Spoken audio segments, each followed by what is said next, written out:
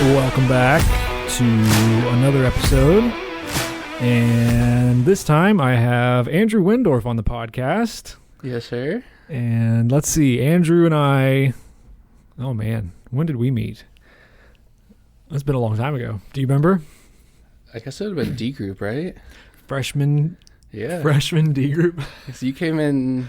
This is way back in second semester? 2020. Yeah. My first semester at Bob Jones, I show up. It's spring semester, so I just kind of just landed here at Bob Jones, and then I end up in this D group. There was 8 of us, 9 of us. Do you remember? Yeah, I want to say that sounds about right. I mean, there were, 8 or so. I don't know. And then Daniel and David. Daniel Peterson. Yeah. If this ever makes its way to Daniel Peterson, hello, sir.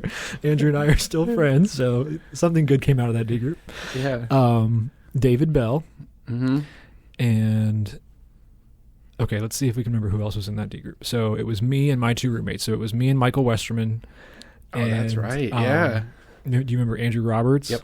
Okay, so those were my 2 guys, and I just kind of plopped into their room, and I don't think they were super thrilled about that spring semester, but I forgot. they were good sports.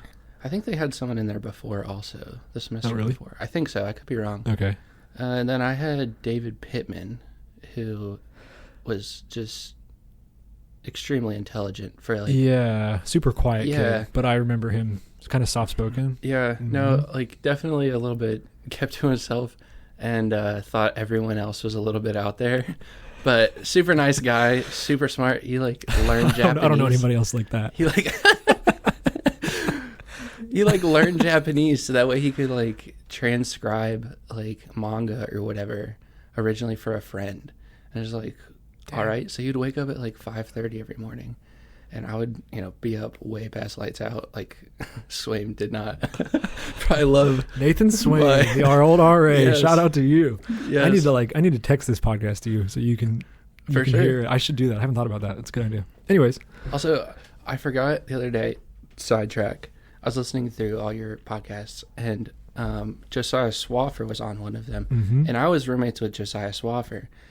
Yes. My junior year. Yep. Well, you said you were roommates with Andrew. And I immediately was like, no, Jonathan was roommates with Andrew. Oh, because I didn't go by Andrew my senior year. So I went by a nickname. So I was just I was like, who is this Andrew guy that I'm just an idiot. You're thinking of Andrew Barr with Yes. John. Yeah. And Andrew Wendorf with Josiah, and I had Andrew Roberts. Yeah, there's a lot of Andrews in Bob Jones. Too many Andrews. But anyway, and then I think there was one other room. I think it was in between us. And I'm trying to remember, was it Eric? I'm going to be honest. I don't remember any of those guys. They were. Who am I thinking of? Eric with all the hair, Yes. who was the music major. Yep. I still see him around once in a while. Yeah. I don't think he's here anymore.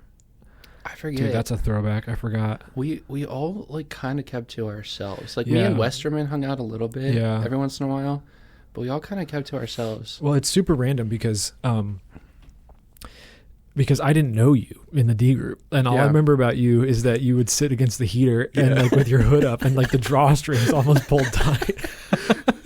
Yeah. Which I found out later you were in a very different place at the time. But then we got reconnected through the dorm. So then I became an RA my junior year, and you the same year? Did we get hired the same year by Josh Till? Yep. I think we did. Because we both had 1 year with him. Yep. And then we both were under Max also. Yes. Although you went to Mentor. I went to Mentor somewhere in there. Yeah. But yeah, so literally was in D group with Andrew and then didn't see him for a year and a half, and then we ended up on staff together at that point. But which is funny because we kind of have a good amount of mutual friends. Yeah. But I don't think any of them, the ones that you're good friends with is a one-off. I would get a meal with once a month, right? And then kind of vice versa, right? But so I knew that you were around still, obviously, and then coming into that junior year in general, I mean, you, Nick, we were all from the same hall, basically from that first floor. Yeah, yes. me, Nick, you, John was down on the He next was one. on the other Griff side. was on the next one. Yeah. Dude, legendary yeah, floor. like, it was kind of crazy to go. Who was the RA on the other side? Because it was Nathan Swaim on our side. And yeah, I should know this. I think clearly, yeah. Wait, what was his name? I should know this. I don't remember. I don't know. He they had a lot of fun down on that hall. Yeah, our side was quieter, I feel like. Yeah. But dude, what a great time, man. That was also back when the dorms, so it was freshman Yes. halls. So like I was never on the Correct. hall in general because I was usually up on second floor or third floor because most of my friends at that point were juniors and seniors. Right. A few sophomores also, but yeah, no, I never really was around our D group too much. I mean, I wasn't either. I became friends with David and Daniel. I remember that. They were nice. No, they were kind to me at the time. I should have definitely spent a little bit more time with them. Looking back, they were on their way out. Like David was like about to get married, and then Daniel got married, and I haven't seen David Bell since then. I don't think, but I've run into Daniel a couple times. But anyways, yeah, good times. So then we ended up on Johnson's staff together a couple of years later, and became better friends through that. And then I don't know, just see each other around once in a while and have a good conversation. So yeah. So I know you have a good story about kind of your growth. I'll say that your growth in several ways through college and coming out of high school. And again, like I said, the Andrew that I remember in D group is very different from the Andrew that I know now. So I wondered if you wanted to talk a little bit about that. I guess in general, not to get too deep with it, if someone asks me for my general testimony and I've got 30 seconds, it's like, I came to know Jesus at 5, but like, what does that actually mean, Of course. So, but in reality, I mean, yeah, sure, 5, I made a profession of faith with my parents and, we all cried, we were all happy, I got baptized at, I want to say 8 maybe. Okay. But 11 years old, 12 years old rolls around, and generally I'm just kind of a contrarian. I've got a pretty, I have a hard time respecting rules that I don't like, and I don't like a lot of rules. So, and that's why you're on the dorm staff. No, that's why Josh Till was crazy for putting me on the dorm staff. But I mean, I love him and I'm very thankful for that. But nonetheless, so yeah, I mean, I think it's kind of just the normal story where I just started not necessarily questioning Jesus per se, but I saw a lot of stuff that was going around in my church circles. My parents were great throughout the whole time. I was not, but how old were you when you started to question things? Oh, well, I remember. So when I started questioning was, like I said, maybe 11, maybe 12. But I mean, it was just general stuff. It's just like, okay, like flannel graphs. It's like I'm being told one thing, and then I go actually read the Bible, and it's like, well, that's not what it says. But like, and it's not that there was any massive variation, but you go read through any of the Gospels, Matthew, Mark, Luke, John, and there's going to be variations with, any of those to some degree just because of perspective differences. Right, of course. So I'd go read that and I'd be like, well, that was weird.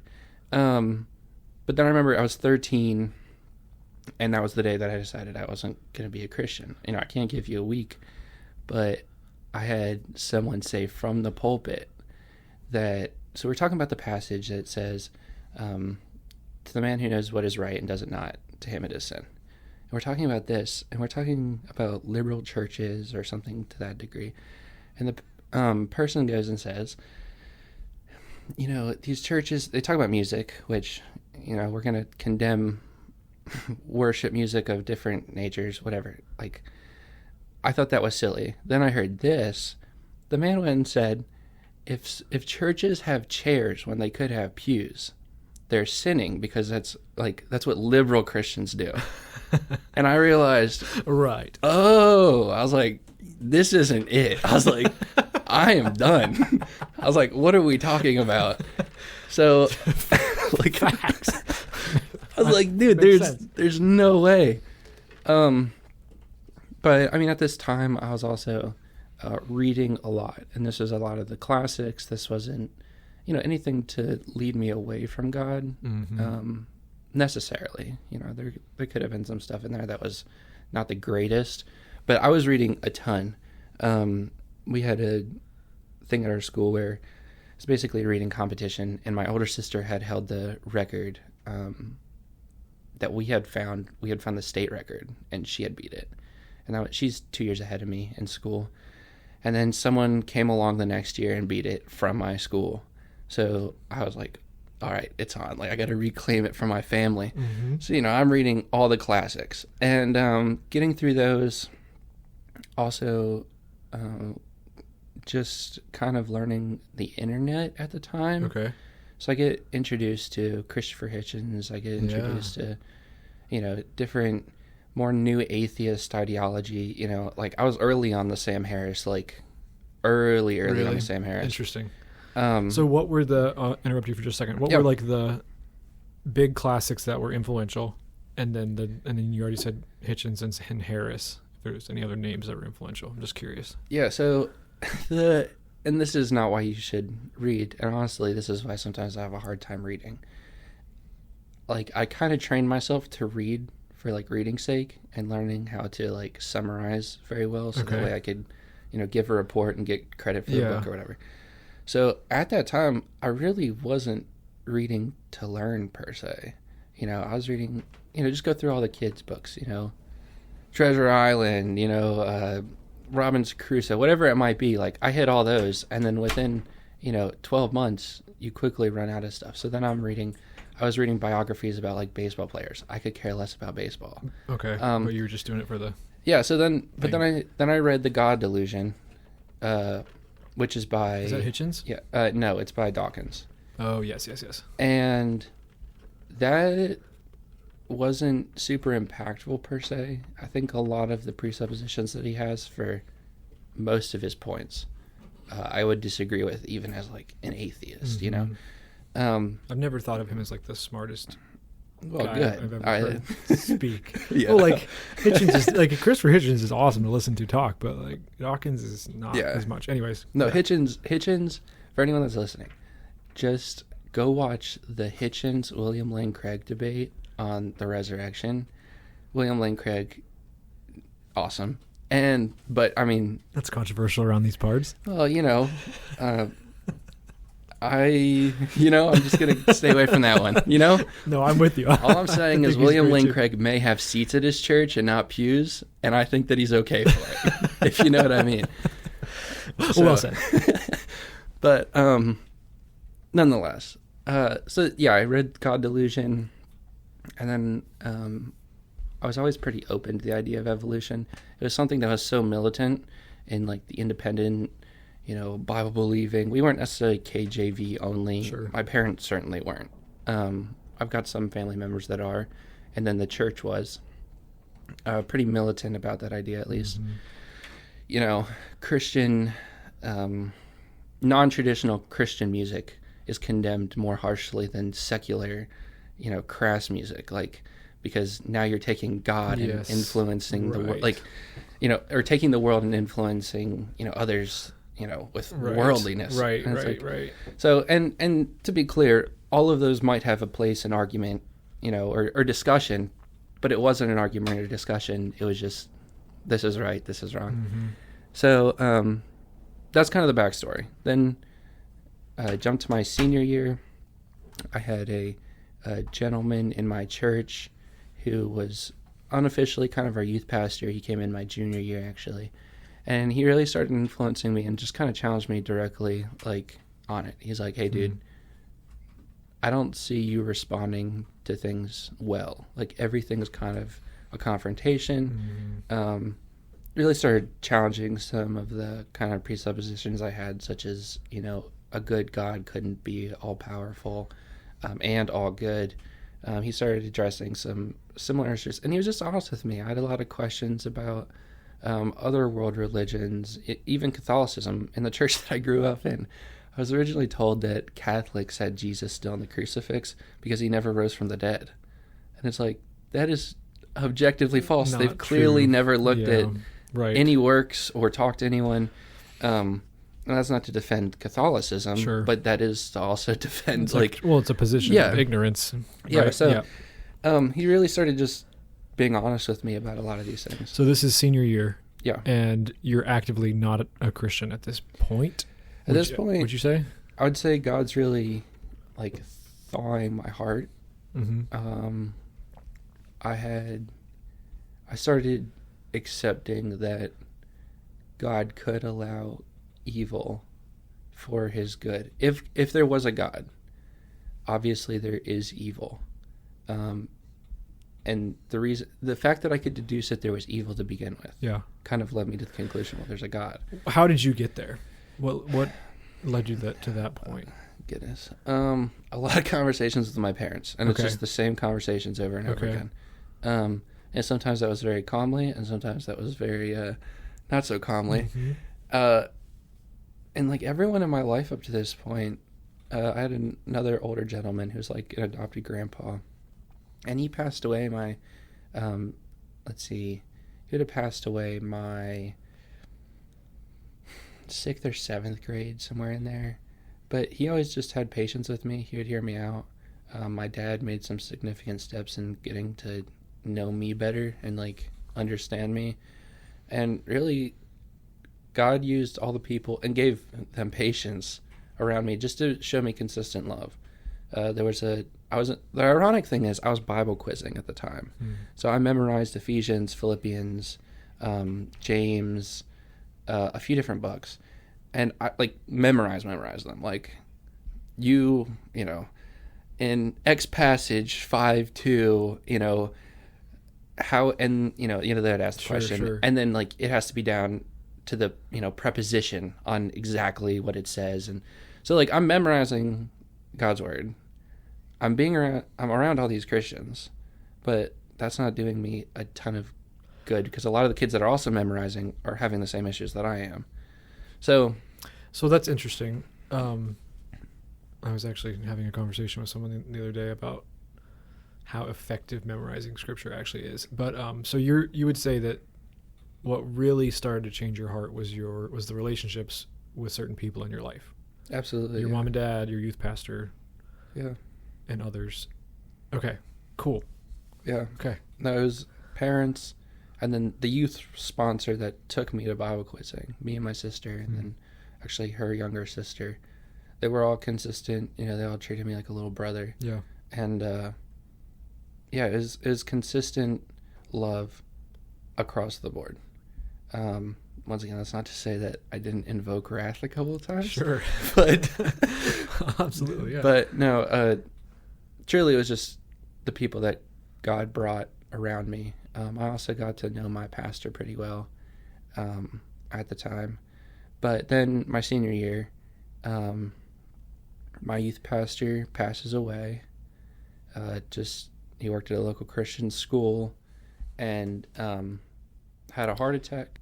He passed away, and I got to see the amount of people that showed up for his funeral and just the impact that he had on everyone at the local Christian school, at previous churches. I got to talk with his wife briefly, and 3 weeks before that, I had really come to the decision, like intellectually I had accepted theism, of course, at this point for near a year. Mm-hmm. I accepted the general Orthodox, like Christian narrative, Christ came, virgin birth, he died for my sins, he was resurrected to break me from the chains of those sins, and then because of that, I have the gift of eternal life. And I think it was like 3 weeks before he had passed away, and I never really thanked him. Or even told him. I wrote him a letter. I still have it back home. But nonetheless, at this point I was a few months off from school, and I was wanting to study the Bible more, so I originally enrolled in biblical studies, and then quickly decided that I didn't want to take Greek anymore because I took it in high school, so I was like, no. So I went to biblical counseling because I thought that would give me a good foundation for just life practically. Yep. So did that, I was dual enrolled as a comm student. Didn't make it through that. Really still wasn't making the greatest choices going into school. Sure. I had been sick a lot in the summertime. And we had kind of pushed off like a bunch of my blood work and stuff. So I finally get down here and I go to the hematologist and they take like a gallon of blood. And Sheesh. then at this point, my parents, they were still down here dropping me off at school. Yep. So I go, no real problems is what it is. Didn't think it was that big of a deal. And then 2 weeks later, I go back in and upon looking at my white blood cell counts and stuff, and then also some of the other issues that were going on, the doctor was like, hey, there's like a real shot that you have lymphoma. And I was just like, sheesh, dude, what? Like, no, like I just started school. Like, I'm by myself. So this is like within a couple weeks of getting down to Bob Jones. I mean, this would have been, it was like day 2 when I originally went and got the blood taken. Goodness gracious. And then it was within 10 to 15 days or something. Had a friend that I didn't know super well like drive me here, and then just sitting there in the room, and then just like the door closed, and then like the room has never felt like more echoey ever than like after hearing that first day. So pull that mic a little closer. Yeah, that'll help with the audio levels when we. All right, there we go. Yeah, is that a little bit better? Yeah, that's better. Just right, the closer good. it is to your mouth, the more it's gonna pick up. All right. There we go. That way the back end of this podcast can be nice and booming. It's fine. I hope everyone had their earbuds on 100%. We'll make it work.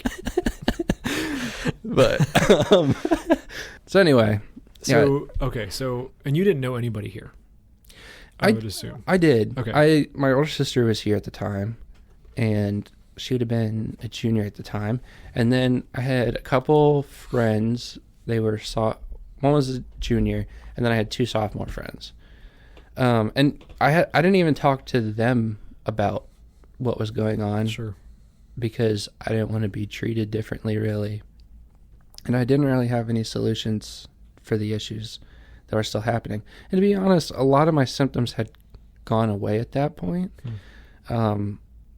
Super lethargic, like, just a bunch of dumb stuff. And you add all that dumb stuff up, and apparently you get lymphoma symptoms.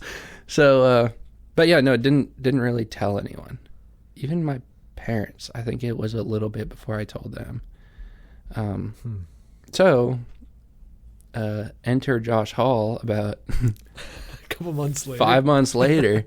And there's a reason I'm just sitting over there, with my hoodie up. And I also worked nights, so I'd always leave right afterwards. Yeah. And it wasn't great. But anyway, it was an interesting year, because looking back, I so badly wish that I got to know, you, Nick, DeVore, any of those guys. Like, DeVore was the first person I met on campus. Okay. We had those little icebreaker games that everyone equally hates. And I was standing there just awkwardly talking about movies with DeVore. But, looking back, I wish I could change that. But also, I got some great time with, older friends that I think was good for me in the long run. But I didn't really want to make new friends. It's like, if there's a shot that I won't be here long, because I'm out of school one way or the other for different reasons, why would I want to go and be vulnerable enough? And plus, like, I'm new to like the whole Christian vulnerability in general. I just didn't like talking as a kid at all, period. And my parents would know something was wrong, and they would just sit there with me for hours. And I just, no, I'm not going to talk. I'm fine. Like, so you're stubborn and you're in your head all the time and you overthink things. Yeah, that's about it. Yep. I know a few people like that. Probably myself. So tell me what brought you out of that. Well, I thank the Lord that it wasn't lymphoma. It was a rare virus. I honestly don't even remember what it's called. So it went away. It just left. I mean, I think technically it's dormant. So I had a mixture. So I had mono earlier that summer. Okay. So it was lingering effects of mono, and then this virus went after some mechanisms that affected your white blood cell count. Okay. So I went from like super high to like crater, and like even to this day I have like a 20th of what the average human does. Like it's interesting. I don't know, it's working. I'm not dying from a cold, thankfully. So so I would like to say that I learned a lot from it right off the bat, but I didn't really start learning from it. You know, you learn things typically by looking back on things. I didn't realize that I was learning. You know, I mentioned the job thing.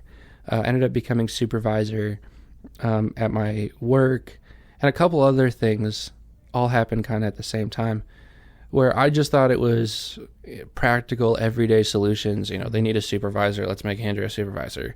When in reality, kind of looking back, you can go and say, oh, God clearly built multiple skill sets and relationships with people to go and set me up for the future at Bob Jones. You know, at this time, I had a couple friends that were in and out of the dorm soup office for good and bad reasons. And I got to know the dorm soup pretty well and built a good relationship with him. Our good friend Josh Till. Yes, Josh Till. Love him to death. So, yeah, there was just a lot of things that eventually culminated into, you know, that junior year where we both became... Yep. And in that next sophomore year, you know, I kept consistent with Bible reading. I kept consistent with that supervisor position. I started actually making new friends. And then outside of Bob Jones, I was sharing the gospel with some friends that were less than interested. And then a couple of them now have actually turned their lives around for good, and that's a huge blessing. I pray that their walk is still consistent with God. I'm in touch with one of them pretty regularly, but the other one not so much. But so yeah, and then junior year rolls around, and then I feel like you had a crazy haul that year too. When I was an RA? Yeah. I had a crazy haul the year I was in AGL. So your sophomore year. Yeah. That was a wild haul. And then when I became an RA, it was great. Those boys, I mean, I had some of the baseball team and stuff, and they were a little wild, but it was good. It was a good time. I miss being an RA. I only did it for 1 year, and I'm it's kind of the best. I missed it. I miss it now. But I was talking with one of the freshman RAs last night, and I was telling him, I was like, you just can't make a job description for what that is. Like, no. At all. It's like the most unique thing in the world. Yeah. No, they couldn't pay you enough to actually do what that job requires of you. But anyway. Well, I mean, we can go there if you want. Like, how much did that change you? Just the job. Just the job? Oh, 100%. Yeah. 100%. I feel like I saw it change you. Yeah. Yeah. Like, and once again, it was a bunch of those little things, friendships I had made, that supervisor position. You know, someone didn't want to do their job at the supervisor position, so I just go tell someone else to go do it. And then now I have two people mad because one's sitting around and the other one's doing their work, and neither one of them like me Right. So like there were little things, but I mean 100%. I was always the middle kid, and in a lot of ways I was able to be the older and younger sibling in some respects, because there's a decent size gap between me and the next sibling. And then I've got a younger brother who's 7 years younger than me. Yeah, 7. I don't know. I can't count. Sure. But nonetheless, so all of a sudden I was kind of like this older brother, like of like guys, like 40 guys. Yeah, like guys my age still. Yeah. And they think that like everything you say is like gospel. Right. Just across the board. And there's a couple that don't believe anything you say. Right. But I never really had a temper. I never thought I had a temper until those guys. Like I always thought, you just hold everything in, and then immediately they're just the most annoying group of guys. Like, and don't get me wrong, they all know that, like, I love them to death, and they could say the same thing about me but no, I mean, it changed me 100%. Yeah. Interacting with Josh Till, twice a week at least, like in a formal sit-down setting. Yep. And then, your countless little interactions. I had quite a few guys who got kicked out for various things. And just like even learning how to, I don't say be politically correct, but like just talk to someone in a way that is going to build them up. Yeah. And like you're sharing truth in love. Like that's what it was. Like I was more of share truth and love later. Like once they get over their feelings are getting hurt. But no, 100%. I don't know how it wouldn't change anyone to any degree. Right. Like, but. So it's interesting. I'm thinking here about how you want to talk about conversion, whatever. It took a long time. Mm-hmm. Like change happens over a long period of time. Mm-hmm. And I think that it's easy for our circles to think of conversion and the Lord changing you as it happened, like it's all supposed to happen kind of like in a moment. And we're not patient with people. Like we don't think of them as like they're in the process of changing. And like the Lord is, I love what you said a minute ago, thawing your heart out. Like thawing something takes a while. And what I'm hearing you say here is that God was working in your heart from a very young age all the way up through now, and probably still is, just like he is for all of us. And like I think it's just important to remember that with people, that it's okay to give them time. Mm-hmm. Like it's okay to give people time. Give the Lord time to work in someone's heart. It doesn't always have to be like right now. Like change. And like get converted and change right now, or right this second. People don't work that way. Yeah. And that like harkens back to, my parents, my youth pastor, youth sponsor, and even, we brought up Nathan Swaim earlier. There was a day in my freshman year, there's supposed to be lights out at 12 o'clock or whatever. And I would always be getting back at 12:15, 12:30, depending on the night. And I got back and work just wasn't the greatest and people weren't the greatest. And left the door open, lights on, and I'm just cursing about a situation. And I turn around and Swaim's just standing there. And I was like, oh, no. And you curse more. And, and, he's been gone from Bob Jones, so I can snitch on him a little bit. He turned the lights out and closed the door and left. And I was like, dude, I'm in so much trouble. I'm talking to the dorm soup. He didn't even want to talk to me. And the next night he came by and he checked on me. I'm not going to say every night, but nearly every night after that. Mm. And the next night he came by and he prayed with me. Mm. He never brought up what I said. Like, he never treated me differently other than the fact that he intentionally showed love. But it wasn't a pity thing. It was purely like, hey, dude, like, I see where you're at and I want to help you. Because he knew that isn't who I was trying to be. Yeah. He also knew that's who I was to a certain degree. So yeah, no, I think, and that's one reason why I want to become an RA. It's like, you can be that for someone else, and you can show love and consistent kindness, and you can go pray. There were some people in my hall that I could not stand, and like, you consistently pray for that person, and it's so difficult to not like them after a long time. Well, like, and so there you go. So like, you're, as an RA working in student life here, or we're just working with people, like we said, it takes time, and it also takes yourself time, like you just said, to like change your own heart towards people too. So I think we're just so used to, I don't know, my dad would call it the microwave culture, but like where we're just used to things just being done and ready in 30 seconds, when like people don't work like that at all. And you got to give yourself time. You got to give people time to change over time. Does that make sense? Yeah. Yeah. No, that's awesome. So as a young guy talking to other young guys, what are some things that you would say, some resources maybe that you would say now that like would be helpful to people who are in your position, thinking through things like you were? I was very similar. I don't know if I've talked about it on the podcast yet, but just having a lot of questions in high school, dealing with a lot of things that I, the answers for weren't readily available, and it took a lot of time to like find those answers. What do you think? Where are helpful places for people to go? I think the cliche answer would be the Bible, and we'll put that number one.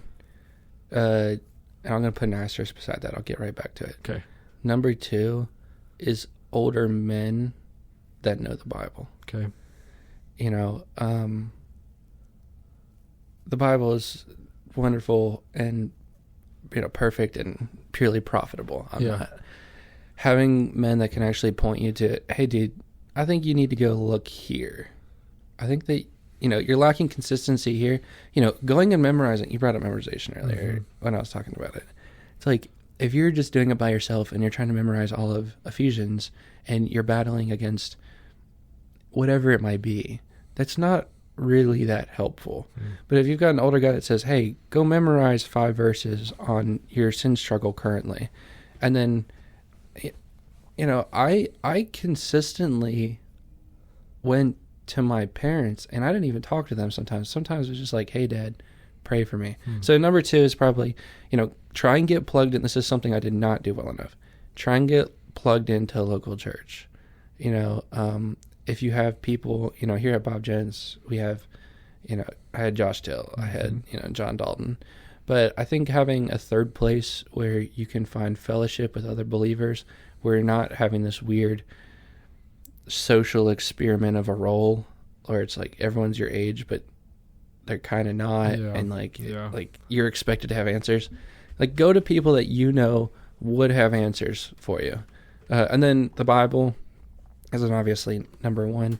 Be consistent with that. I think especially if you're in the guys like dorms, read a proverb a day will like go crazy far. Like, half of those guys just need to chill out on all fronts. And I'm pretty sure within a week you'll get like 3 days out of the week where it's just like, hey, young man, chill out on whatever subject it may be. Right. So, interesting.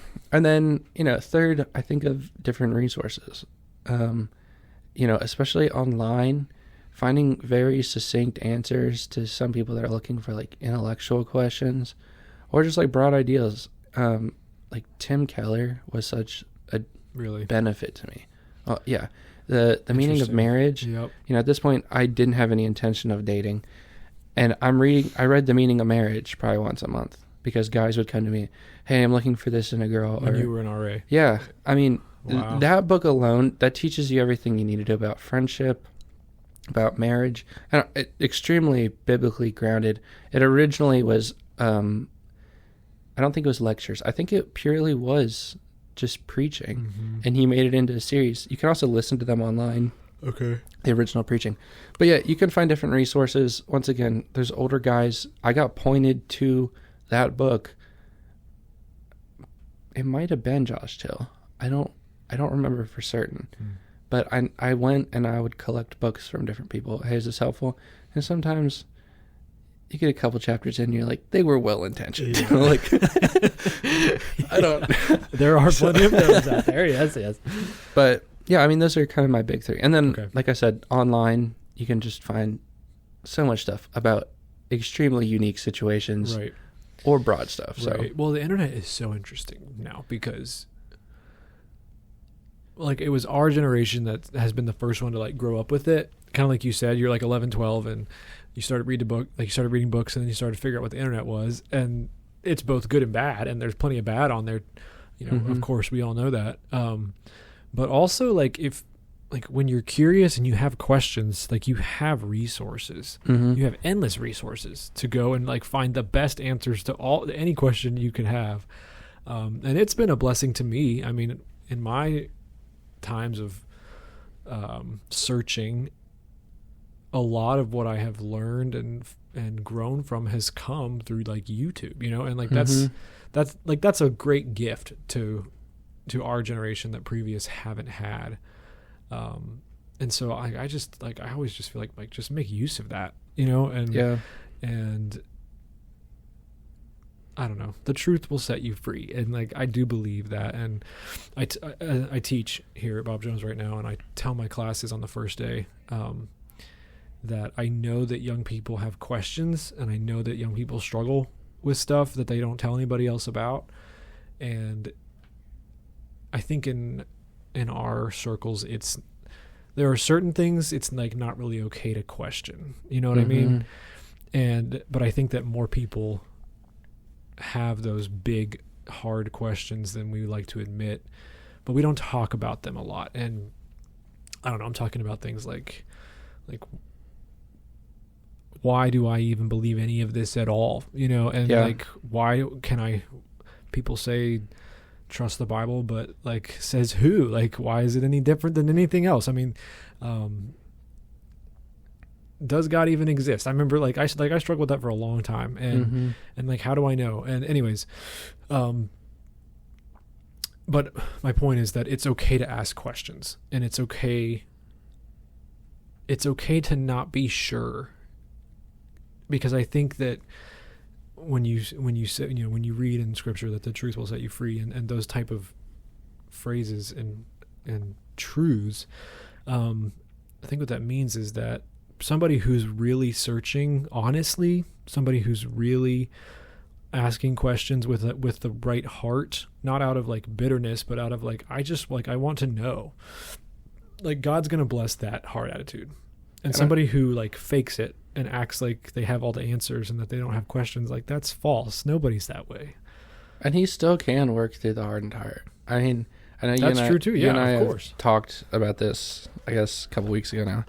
But just seeing like the iteration of like Joe Rogan over a decade now, where he just used to brutally make fun of Christians, and now he's having like Christian apologists on, like back to back to back. And they're all, you know, they're giving different iterations, you know, more Orthodox, and then, you know, Westhoff recently was, you know, Baptist. Right. But God really can break through good and bad intentions, and it's beautiful. Yes. Like, you can just see it. That's why I used the word thawing earlier, because like, that's literally how I felt. And sometimes I wasn't happy about it. That's so interesting. No, and it's so good. And like, Rogan's a very public example, but it's a good example of somebody who, okay, yes, hard heart, making fun of Christians, but also somebody who genuinely just wants to know the truth about things. So like, we brought up Richard Dawkins earlier, not the same type of person to me.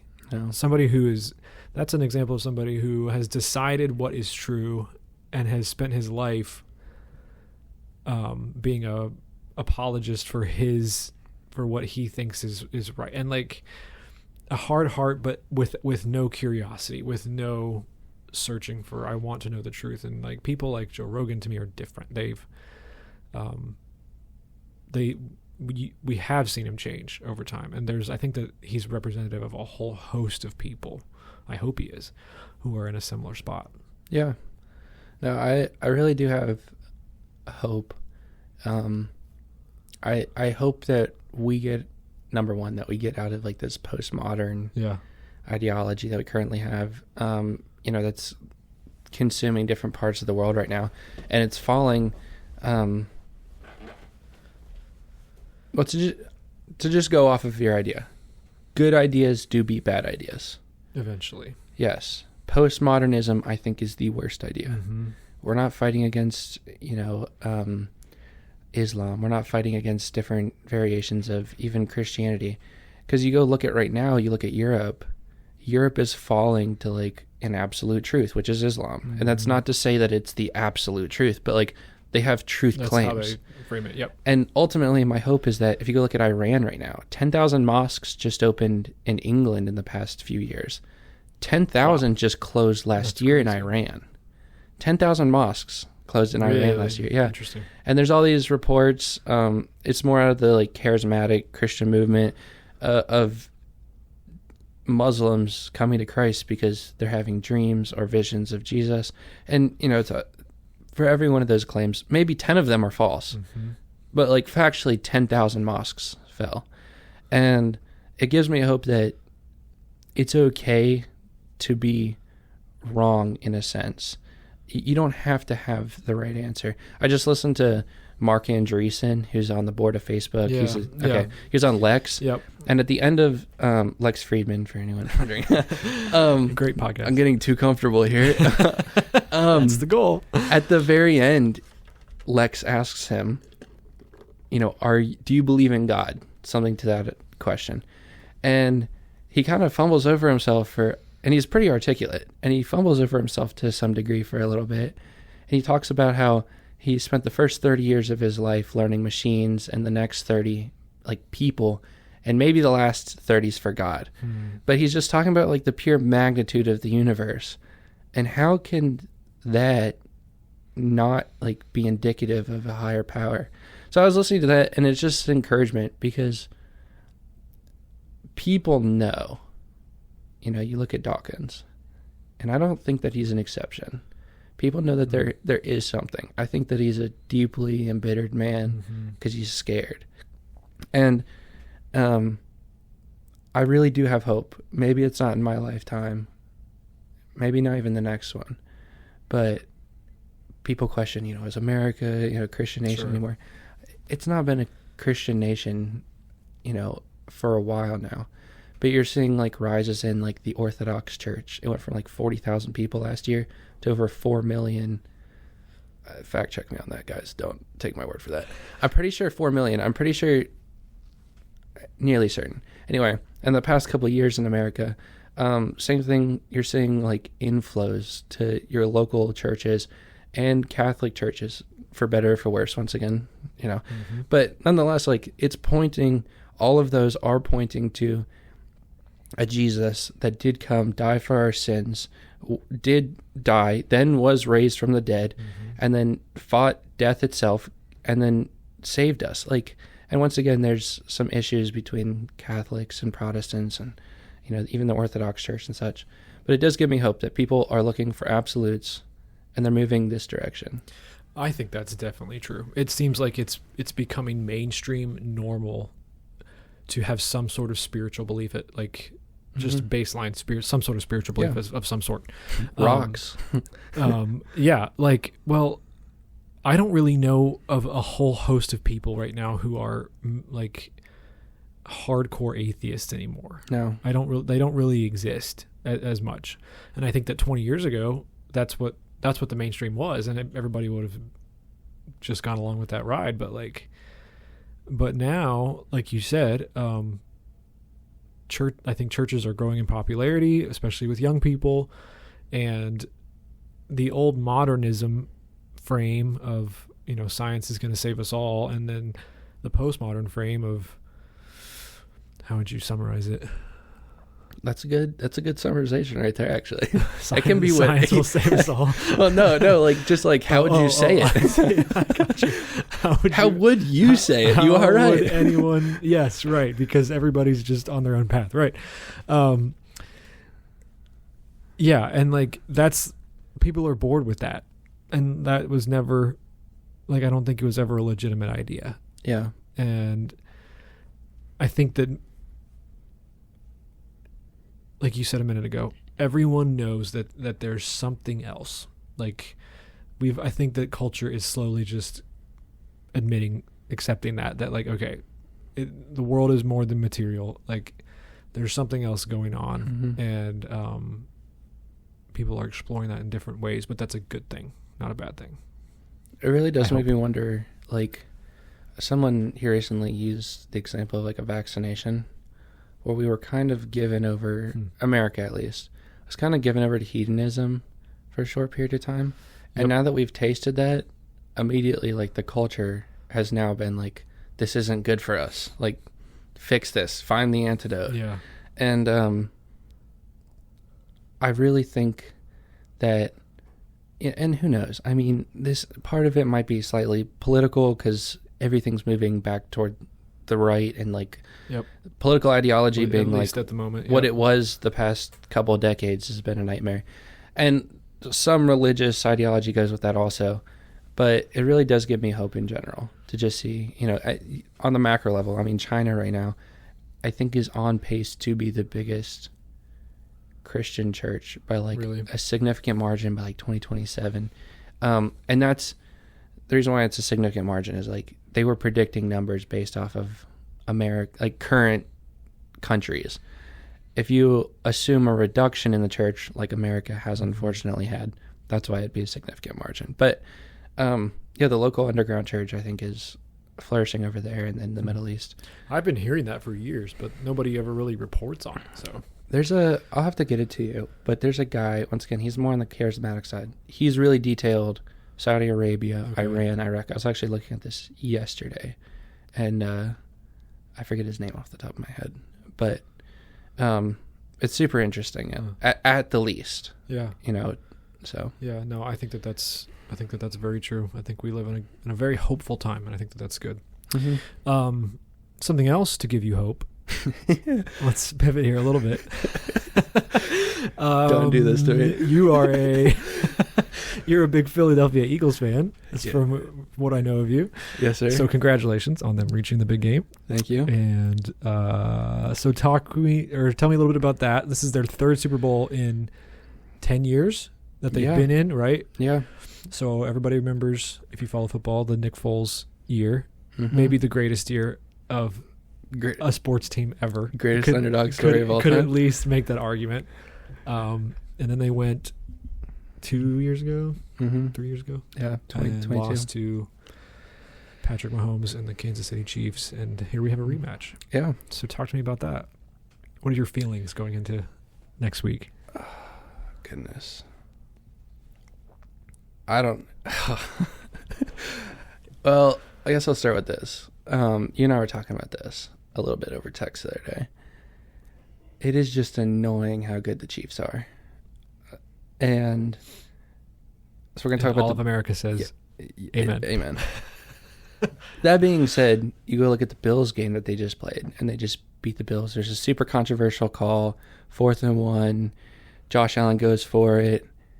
He doesn't get it. In my estimation, he does.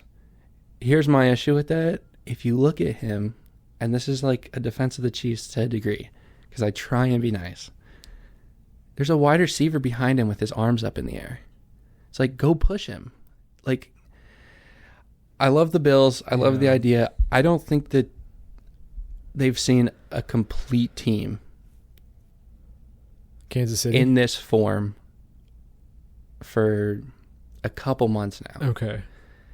Well, I don't think Kansas City has played anyone that's on Philly's level. Yeah, I was trying to, and to be fair, I don't think anyone is on Philly's level. There's some arguments to be made. I really am not interested in those because I think they're wrong. But no, like, I don't think that they've actually played like a solid defense. I think they've played fantastic. They've either played a fantastic quarterback with just an okay team, or a good team with a medium quarterback, which is what a lot of people would just describe the Eagles as. Yeah, but they're better than a good team, though. I would have. So I think what it comes down to is, and to be clear, like, I was just defending the Chiefs. I don't think the Chiefs have gotten any blatant calls, maybe 2 or 3 blatant calls in the past 3 years. That being said, I think one was against the Eagles in the Super Bowl. At the end. That Bradbury one was crazy. Yeah, but I don't know. Nonetheless, so now we wouldn't have been there if Jalen Hurts wouldn't have fumbled the ball. Okay, here's what the game comes down to. Vic Fangio has never won against Patrick Mahomes. Vic Fangio, their defensive coordinator, I think went against him maybe 3 or 4 times because he was in division. He was at the Broncos. I think he played him 4 times. He never beat him. Yeah, he played him. Well, the Broncos were trash at the time, so. I guess he played him more than that because I think he's played him like 7 times or something. Okay. I haven't kept super up to date. He's never beat him, long story short. He's also never had a defense like this. Yeah. This isn't a traditional Vic Fangio defense either. He plays a lot of zone mesh. He plays a lot of... but, he basically doesn't want the big plays. That's to make it as easy as possible. He intentionally limits things to the underneath, typically, doesn't let outside throws happen very often, contains quarterbacks to a decent degree. But he usually has 3-man rush, maybe a 4-man rush, but typically 3. Or not typically, but he doesn't mind having a smaller rush so that way you can tighten up the back end a lot. All right. Let's go back 2 Super Bowls ago. 2 Super Bowls ago, I'm not going to bring up the wet, disgusting field conditions that no one ever talks about. In Glendale? Was it in Arizona? Yeah, it was Arizona. Was it? Okay. Oh, that's a whole other story because they were poaching our stinking defensive coordinator while we were there. And we're about to happen again. We're going to New Orleans, and our offensive coordinator is the leading candidate. We're going to get wrecked again because these stupid teams. Let Jalen Hurts have a coordinator, please. Anyway, sorry. Who is your coordinator?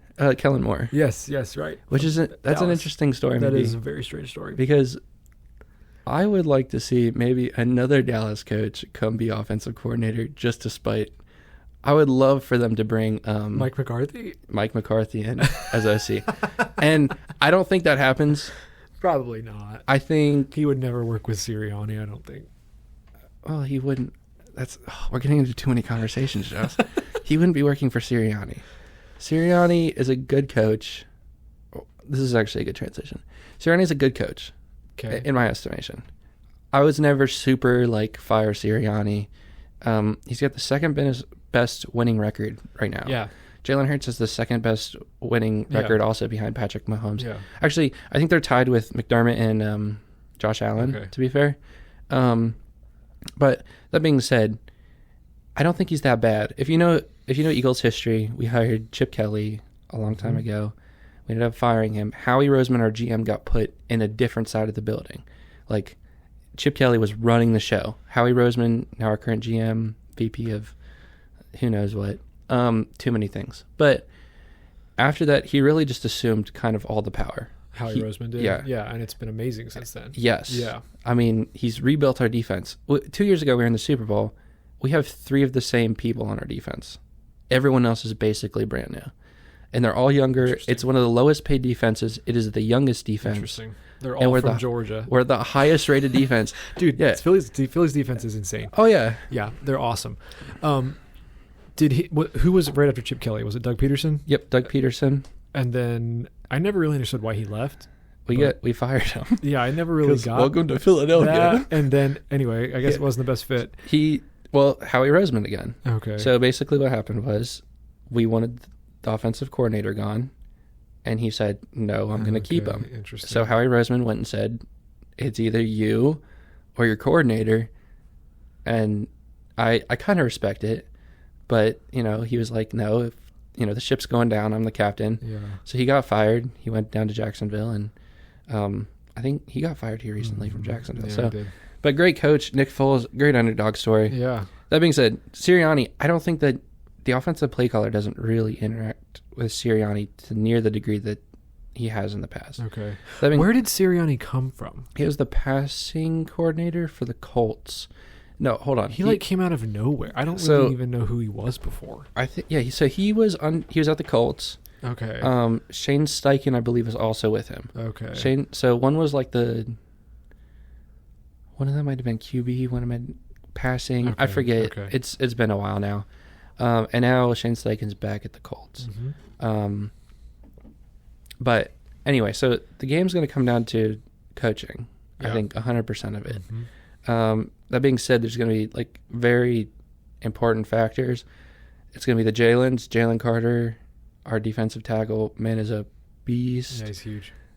But then Patrick Mahomes is just crazy.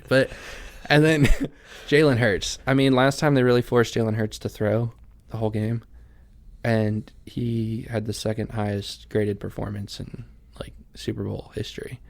And he didn't have Saquon. Who is the wild card. Yeah, in this game. And he still lost. And now he has Saquon, who's just a freak, just all around. Yeah, they're really not to put any pressure on anybody, but there's no reason why the Eagles should lose.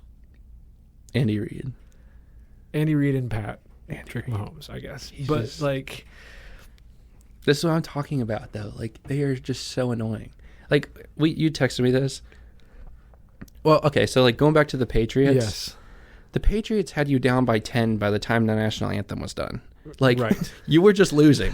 You just lost. Right. And, like, they were just better. You hated them, but you never felt like you were, like, tricked. You never felt like you got gypped. The way that, since Tyreek's left, the way that they have to play is just very close typically. Mm-hmm. And they typically get ahead, and then they just drain you and drain you and drain you. It's not even the run game, really. It's just dink and dunks, and then crazy. I mean, the coaching is phenomenal just across the board. Yeah. Like, their Spags is so good. Yeah. Like, their defense, no matter what, I don't think there's a single person on their defense, some Chiefs fans would hate me for this, that I would choose over our defense. You can make... Chris Jones. Hold on, back up. Chris Jones for sure, yes. If I had to pick between Jalen Carter and Chris Jones... Carter's younger. Yeah. And, like... Jones is getting old. He's been there for a long time. Yeah. Yeah, but, like, for this game... We haven't played it yet. I don't know. But, nonetheless, just forgetting that argument, like... There's no reason the defense shouldn't be able to hold up to a good degree. Their special teams is always fantastic. They're going to force Jalen to throw outside the numbers a lot. I can't imagine Jalen's going to be able to be throwing inside the numbers, especially if they're packing the box for Saquon. Mm-hmm. Spags is just so good. We saw in the Bills game with just the blitzes. And Jalen... Yeah, how does he do against blitz? So, unless you're Todd Bowles. Like, except for Todd Bowles down in... at the Bucks, you can really make an argument that Jalen is probably a top 5 quarterback. Okay. I would argue. I mean, he's in the past 3 years, he's only got a few less wins. Yeah, I think he's like Pat. He's really only underrated because like he doesn't. He's just quiet. I think that's half the reason. Oh, he's a great quarterback. Yeah, and like there's been some drama and stuff at, Philly, but sure, I think like his touchdown to interception ratio is better than Patrick Mahomes, and it's not because his interceptions are lower. Mm-hmm. Like he has more interceptions. He has more touchdowns and less interceptions. Mm-hmm. Now a lot of that is his legs. He does. I mean, and you could say the tush push and such. Sure. Well, but like that's why Hurts is like the perfect quarterback to play with Saquon. Yeah, because Hurts is never going to be like. He's not going to really be like the center of your offense. I mean, he can be. Yeah. But when you have somebody else like Saquon who takes the attention, like that's exactly what I feel like Jalen Hurts does. Oh yeah. Does amazing with. Like he's like the perfect second fiddle quarterback. Does that make sense? Yeah, Where it's like that's what he does the best, I feel like. Like, and if you need him to go throw for 300 plus yards, can do it. Yeah. Go watch that Super Bowl. I think he had 3 rushing touchdowns and 1 passing touchdown, and people are like, "Oh, like you should have more pass." Yeah. Go watch that throw to AJ Brown over double coverage in the end zone. It is crazy. Like, I mean, that's like literally like a 5-inch window, like that it just had to be at to get over the coverage. And AJ Brown's a unit, but like, I don't think I would trade him for any other quarterback. Yeah, like you could say Josh Allen, he's more talented. You could say Patrick Mahomes. That's just not realistic. Besides that, I would probably choose him over Lamar. Really? Like, he's a winner. Like, yeah, just Lamar purely. Struggles. Yeah, you're exactly right. Like that's the thing. Like, Jalen doesn't get in his own head. And, like, the times he doesn't mind taking a 3 and out if need be. He's not going to throw the interception. When it comes, and sometimes you'll see him, you'll force him out of the pocket, and then he gets a little funky. So, and you're not going to get those huge breakaway runs like Lamar. Right. But then he just ran 41 yards 2 games ago. Right. Like, so I think that he gets a lot of hate, and that's honestly good. Well, if y'all win, the hate's going to go away. I don't think so. You don't think so? I think it will. I think help. Well, okay. If you don't win, it's not going to go away. I'll for tell you that. 2 weeks. Okay, so who was going to be in? This is my argument potentially against this. Okay. Who was going to be in the Super Bowl? It was going to be the Bills, it was going to be the Chiefs, it's going to be the Eagles, it's going to be the Commanders. Yep. If the Chiefs win this one, it's a three-peat. Yep. That's insane. Yep. If the Bills got into the Super Bowl, huge news. Josh Allen's probably the best quarterback now. Right. The Commanders, rookie quarterback, got to the Super Bowl. Right. The Eagles get in. Wild. The Eagles got into the Super Bowl. Like, no one really actually cares. Like, so it's like the lamest story. Is that what you're saying? Of the four? Yeah, but I also think that we're kind of the best team. Well, okay. Out of the four, you are the best. I think that's definitely true. I think we're the only team that I would choose. The Commanders are like weirdly explosive. Yeah. But I think we're the only team that I would pick to go against the Chiefs to stop a three-peat. I don't think the Commanders would have. Their defense was really porous. I think if the Lions had made it, they would have had a shot at stopping them. Yeah, but that defense. Yeah. That defense was rough. Well, yeah, with everyone hurt. I felt bad. It was like we've got they had like 11 players that were like on injured reserve. They were on their like quarterback like 7 or something. But no, I like as annoyed as I was that it was Philly and Kansas City again. Yeah, I saw your Facebook post. I didn't bring it up. I'm sorry about that. No. As I was thinking about it, I was like, well, Philly probably has the best shot really of anybody in the NFC at stopping Kansas City. That's probably true. Yeah. They've been underrated all year. Like, yeah. They've been very, very good and not talked about a whole lot all year. I'm glad that when we started 2-2, everyone was like, fire Nick Sirianni. Mm-hmm. And like the issues that we were having were really frustrating. But I was kind of glad because we went from number like 3 to like 5 on like what people were watching, you know, on your ranking shows or whatever. Okay. To like middle of the pack to like lower middle. And I was like, yes, like this is, I'm telling you, go watch that 2017.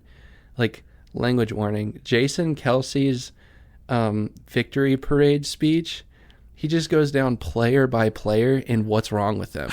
Like, the underdog narrative in Philly, it just works. Yeah. And like, this is a weird Super Bowl because both are kind of underdogs. Yeah, in a weird way. Yeah. Yeah, well, Philly's a unique place, I feel like, but it seems like Sirianni just fits the city. With like his personality fits the city's personality.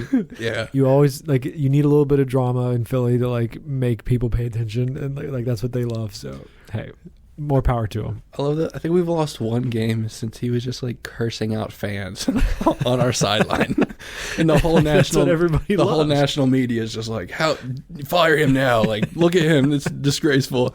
And then we just go win like, every game. Yeah, no, that's just how they do it there. It's just how they are. But for better or worse. So, do you think that there's anything to the Super Bowl logo conspiracy? No, actually, the whole rigging thing in general is stupid. I agree. So, but tell me more. Like, and here's why. So, like, I'm a business guy. Like, that's what I love. I love reading about it. I love working on businesses. I love small business. Yep. Big business, okay? Why is Kansas City a big market? No. Why would you rig it for Kansas City? It's not even Kansas, but why would you like? It might be one of the lamest spots in all of the NFL. Like, they've got a good stadium, but like, where else would you go to be like, let's go to the middle of nowhere? Like, and just rig it for them year after year. No, that doesn't make any sense whatsoever. They're paying off all the refs. Right. And to be fair, I think the refs should get paid like full-time salaries. Like, they're part-time. Some of them are like school teachers. It's like, pay them. But that being said, I don't think that there's any rigging whatsoever.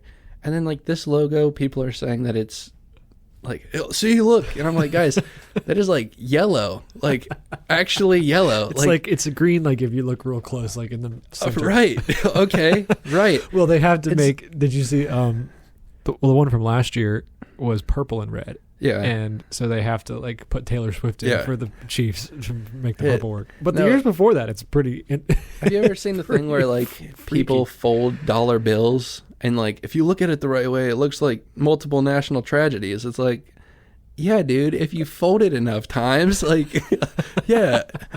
I think it lined up in like a 5-year stretch. It lined up really well, like 3.5 times. And then the other times, I think everyone else just needs to get a grip. Well, like, next year it's like blue. Have you seen it the new looks one? sick. Yeah, with like the city and like the bridge, and It's the Giants. it's like the Giants and the Lions or something. I guess the that's not Giants. possible. Somebody said it was going to be the Lions and the Colts because it's just blue and gray. I don't know. That would be interesting. That would be wild. But it's very different next year. It's been Yeah. like these weird. It's been red for like Yeah. No, 5 years in a row. It's been But, very funky. Yeah. I'd be very interested to see how the Chiefs come off this if they win. Like, I don't know how you don't just implode after that. Well, do you feel like Travis Kelce retires? If he wins, I think he hits an if they engagement win. midfield. I was. And then Somebody walks was off. talking about that the other day. It's gonna be the corniest thing ever. But Come on, you got to do it though. he'll be up there like announcing, like, and I can't really hate because I love Jason, his Like, brother. Taylor, come But up here. oh my goodness, I try not to hate so much, and like, oh my, It's hard. bro, what? Like, It's very difficult. I don't need to be told why I should like the game. And like, I remember there was a counter I saw it on Instagram or something, of like time that Taylor Swift. You remember this? Yeah. When like the TV the spot, time like that the she TV was off there Yeah, versus yeah. like ads run versus like actual gameplay. And it was like getting up there. Like at one point it was like 9.5 minutes of Taylor Swift I shots. think that they've scaled back. I would hope so. I haven't watched too From much. like even watching them play the Bills, it was like they think they showed her twice, Yeah. maybe. So No, I was I pretty remember happy that, about that. Yeah. But I don't know. What about you're a Rams fan? Yep. Yeah, that's right. What do you think about next year? What do you think about your quarterback there? I think I was just seeing something where there's talk about trading him, Really? which I kind of doubt. It has to do with contract stuff. But he is, I don't know, what is he, 37, 38? He played very well this past year, so I think he has a couple years left. We have Jimmy Garoppolo on the roster and Stetson Bennett. So that's our backup at the moment. Yeah. There's a couple guys in the draft, but it's You guys not would have a good college team. It's not. Hey now, Sean McVay's the quarterback whisperer. We all know That this. is true. I think. I don't know. We have a very young team besides Stafford right now. There's also talk about trading Cooper Kupp, which I'm very sad to hear that. Yeah. Like I love him to death. So I'd love to keep him. I'd love to keep him around. I'd love to keep the same team for one more year and then move forward with some stuff the year after. But other than that, the team's extremely young. Your defense. We have a bright future. Yeah, I mean the defense was like half rookies, and Yeah. when we almost beat Philly, we almost beat you guys in the snow. Like it was, we should have actually beat you in the snow. In Bummer, isn't my it? opinion, Bummer, isn't it? dude. When we got the ball back with 1:20 to play, I was like, we're gonna win this game. Yeah. And then I don't even know what happened, but I about had a panic attack. It's like, dude, there's no way. I was like, we're gonna beat Philly, and then we're gonna go and. I thought it was going to be Detroit at the time. I was like, we're gonna give Detroit a run for their money, and who knows what's going to happen, and we'll end up playing the Chiefs in the Super Bowl, but it didn't work out. See, that's why but that's almost why I'd rather them trade Cooper though. Like, I understand. Like, I just don't know if y'all make it. Like, do you guys think you guys would make the Super Bowl if you guys stay together one more year?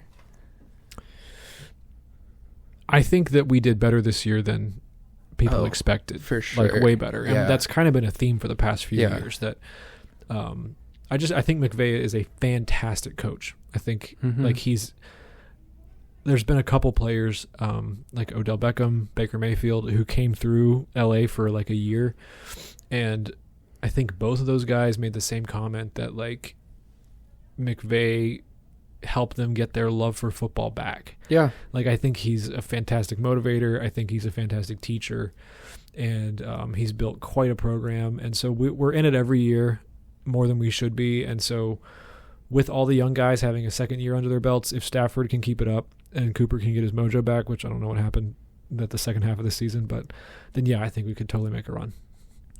I think, in fact, going to talk about McVay, he's probably the only coach I would probably trade Nick Sirianni for. Really? Yeah, I mean, you could say Andy Reid, obviously, but like, Sure. Andy Reid is going to be running the show completely. It seems like Sean, like he's super involved with GMing also, but like there seems to be a good balance over there. Like you guys actually have done a fantastic job, like defense and offense, kind of just balancing. Well, there's only been a couple teams the past 10 years that have like been like consistently successful, and it's Kansas City, Philadelphia, LA, which is crazy to talk about, and then like I don't know who else like has like, you know, with the Patriots completely falling off. The Bengals have been around. Tampa Bay was around for a while, but they've fallen off. Like those are like the big three that like have stayed in the mix every year, which has been great. And like the sad thing is like you could argue Ravens, but once again, like it just they flame out. Yeah, every time. I mean, like, we've been in 2 Super Bowls in the past 5 years. You guys have been in 3 in the past 10. Like nobody else can say that. So I don't know. I think I would like to see Stafford stay if possible. Me too. If Cooper has to move on, I get it. I think you guys are just so good at drafting the receiver position. Yeah. I'm not saying he's replaceable. I'm saying what I did see out of him looks like it could be replaceable with 2 or 3. Yeah, like, I don't good know. Guys. I don't really know what happened because I mean the first half he was great and then he could have got hurt. I don't know if he got hurt or like he just was not there. Like in my fantasy league this year, we had a group of guys from school, mostly like the mentors, and so this is kind of a long story, but so there's 12 guys in the league, and we get to the playoffs, and it's supposed to be a 4-man playoff. And one of the guys, like, he's like begging us. He's like, "Can we just make it 6? Like, it'll be more fun anyway." And he wanted to be in. Yeah. So he was the 5th seed. Been there. So I was the 6th seed. So I got to sneak into the playoffs. And so I'm playing the 1 seed, and he's got his team stacked, and Cooper Kupp's one of his receivers. And dude, my team freaking goes off, and Cooper scores like 0.1 points, and I beat him. So they're like. There, I'm not even supposed to be in the playoffs, and I beat the number 1. Then I go win the next week. Dude, I freaking won the championship. No way, bro. Yeah. That's awesome. It's all because Cooper Kupp disappeared. So I was happy, but I don't know what happened to Cooper, but I'm not complaining for this year anyway. Yeah, no, I have consistent, like, well, my draft was just bad this year. Like, I fell in, like, a really weird spot. I think there was 12 people. I fell at, like, 7. So it's just like weird stuff. But I had all good pieces. And like 12 person, I ended up in like 7th. But I scored the 2nd most points or something. So that was what happened. Do you know Zach Haynes? Yeah. That's what happened to him. So he's the guy who wanted, I'm just going to call him out. He's the guy who wanted to be the 16th. And like exposed. He was so frustrated because he scored like the most points by far, but lost the first week of the round. Yeah. Tough. No, sorry, Zach. Been there. I don't know. I've had very bad, purely just luck. Yeah. Like whether it's receiver getting hurt and like sometimes I'll pick up players and be like, oh yeah, I know that like usually they start heating up later in the season or whatever. And then they'll get out there and just like blow a hammy like immediately. Yeah. And I'm like, well, what do I do with them? Do I trade? And I'm in a couple leagues that are like multi-year or whatever. So my buddy, like I had Nick Chubb on IR like all year basically. Okay. My buddy's like, trust me, just keep him for next year. And I was like, dude, why am I doing that? Like, I've not seen him do anything significant for a little bit now. Chubb's just always just hurt. He's like, his knee's always shredded for some reason. But I mean, if you had to play that quarterback, I mean, you got to pick up the whole team. That's true. So, dude, Deshaun Watson, man. Who was I talking to about Deshaun Watson the other day? I don't know. What a story. Yeah. Did you see where Stephen A. was like, he's like, if they just arrest him for being a bad person, I will be fine with that. I was like, that's crazy. That might be the appropriate response. I've seen just going to arrest you because you're not a good person. It might be like, well, I think at this point it's definitely in the run for the worst trade ever, and like worst signing in general. All guaranteed money, like that's crazy. Yeah. And then you're wild. Also betting on a lot of legal things that also. Yeah, you're exactly right. Cleveland, man. They should have kept Baker. Poverty franchise. They should have kept Baker. If they kept Baker, then they should have got rid of everyone else. Like, I think Sean McVay. I mean, you saw the same thing with Sam Darnold. Yeah. He went out. Where was he? Was he with you guys or Shanahan? No, he was with Shanahan. Yeah. Well, then he's with Kevin McConnell. Oh, yeah. He's Minnesota, yeah. and McConnell's from McVay. Yeah. Dude, McVay's coaching tree is crazy. It's Kevin McConnell, Zach Taylor in Bengals. With right? the Bengals, Yeah. and then the guy the Jaguars just hired was a McVay guy, I believe. Cohen. Yeah. Yeah. Which we'll see how that goes. Yeah. And then who's the other one? There's one Duval? more. Duval. It's like, oh no, dude. But to be fair, if you look at the recent history, It's Jacksonville. So well, if you look at recent history, he might be a fantastic coach. Like if you go look at Nick Sirianni, that brother was like sweating, like. Oh, I do and remember then that, actually. And then Yeah, give him a chance. Detroit Campbell, like, and then Urban Meyer was like the only guy that was like professional. This was like the guy. Yeah. And then he imploded. So Flamed out. being awkward on your first quote unquote like public facing, it's kind of an interview for the public. Yeah, it is. It might be the right move. We'll see. Just intentionally being awkward. For Trevor Lawrence's sake, I hope so. Dude, Lawrence is talented, but and like, okay, we'll talk about this and then maybe we can close it down. But these young quarterbacks come in, they're all talented. Mm-hmm. Like this is my belief. Yeah. If you get drafted in the first couple rounds of the draft, you are a good player. Like you can play football. We know that. But like it just depends where you go. It depends on the situation. If Patrick Mahomes had been drafted by Cleveland or Jacksonville, he would not be Patrick Mahomes. I don't think he would be that at all. And I think that if players like Trevor Lawrence are drafted by Andy Reid and end up in Kansas City, I think it's a completely different story. Yeah. I think that we put too much I don't know what the word is, but focus on like the player as an individual, which I know is important, but the situation I think is huge. Yeah. Well, that's kind of why I said with like the Rams situation, I'd hope that they keep Stafford. So it's like you can get someone who's competent. And I'm not saying that Jimmy G's a competent backup. Yeah, he's a good backup. I don't know about Stetson. I don't either. This is no slam on mental health, but if you have to take a break like right away. That's because of his drinking problem, I think. Well, yeah. Because maybe he won too many championships. I don't know. Maybe the guy shouldn't be drafted then. Like, but nonetheless, like, I agree. I think that there's a lot of talent, and like you can find talent. Dak Prescott, I hate him. Okay, but you know, 4th round guy. It's like you can make offenses run. Jalen Hurts is a 2nd round guy. Like you don't have to have a fantastic quarterback to make a good program. On the flip side, if you're going to run how the Bills run, you do need a Josh Allen with a coach who understands him well. And especially, this is why I don't like the new defensive coaches going along with like the new QBs. It's like you have to promise them that their offensive coordinator is going to be there for a good long while. Like you can't have, I mean, Belichick and Brady did it. Yeah. And like the nice thing is their defense is always awesome. Yep. But, and Belichick also kept everything in-house for the most part. Yep. And there were always trees coming off of that. But like, for the most part, like he had Josh McDaniels for most of his career. Yeah. So it's like, and like McDermott, I don't know if they'll get it done. I don't know what to say. I mean, the Bills, like I texted you, were clearly just outcoached. Yeah. Like, and I saw a little bit of panic from McDermott and Allen at the end, and it's just like they were nervous the whole game. Yeah. That's another thing with the Chiefs is like they're so comfortable, and I think that that's a part of why they're annoying. Is like it's like no one is allowed to be this comfortable in the championship game, in the Super Bowl. It's like it's just frustrating because they've been there so much. It's annoying. I don't know. That's my biggest concern, honestly.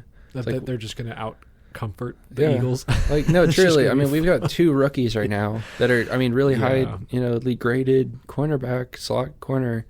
But it's like, that has to literally be like a movie for them. It's like, I'm sure they won't remember a single thing. Right. Until that confetti, no matter whoever, like, that makes me really nervous. Because we've got, our slot corner's great. But you're guarding Travis Kelce. You got Hollywood Brown underneath, potentially. Like DeAndre Hopkins now? Yeah, it's like... That's a lot. ugh. And once again, like any other coach, any other quarterback, none of those names would really scare me. DeAndre Hopkins doesn't scare me anymore. Like Hollywood Brown doesn't scare me anymore. Pacheco hasn't been great since he got hurt. Like, but that's the thing. They don't have a great team. It is criminal. Their offensive line is criminally bad. And don't get me wrong, I know the haters. Creed Humphreys, fantastic. I know, da-da-da. But, like, dude, they stink. Like, I don't know what to tell you. Your quarterback is just stinking talented. Yeah. And good for you. It's something to watch. And, like, you do have to appreciate it is historical. And that's, for some reason, for me, it was easier with Brady. It was like, well, like, he's great. And I love watching him play. And with Patrick Mahomes, it's more annoying. Because you don't have him on commercials. Yeah, that's a huge part of it. It's like, dude, I want a break from you, please. I don't want to see these commercials, and now I have to see your face. I have to see you on the field, and I have to freaking see all of you in this Verizon commercial or whatever it is that they do. State Farm, I guess. But yeah. But anyways, I don't know. It'll be a fun game it's either way. Be a good one. I'm excited. Yeah. I am excited to watch it. When I put up the post, if you saw it, anybody listening, that was my immediate reaction to the game. But no, I am excited to watch it. It's going to be a good time. No, I kind of felt that way too. We're all Eagles fans for a week at least. More power to them. Fly Eagles fly. Fly Eagles fly. All right. Thanks everybody.